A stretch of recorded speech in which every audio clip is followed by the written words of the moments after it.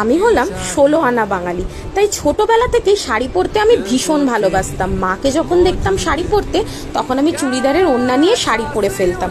আর যখন বড় হলাম, তখন আমি যে কোনো অনুষ্ঠান, পয়লা বৈশাখ হোক বা সেটা মহালয়া, শাড়ি ইজ মাস্ট। তো আজকে আমি রেডি হতে হতে ভাবলাম তোমাদের একটা প্রশ্নের উত্তর দিয়ে দিই। তোমরা আমাকে প্রায় লাইভে জিজ্ঞেস করো, ইন্দ্রাণী এই নিউড লিপশেডটা তুমি কিভাবে ক্রিয়েট করেছো।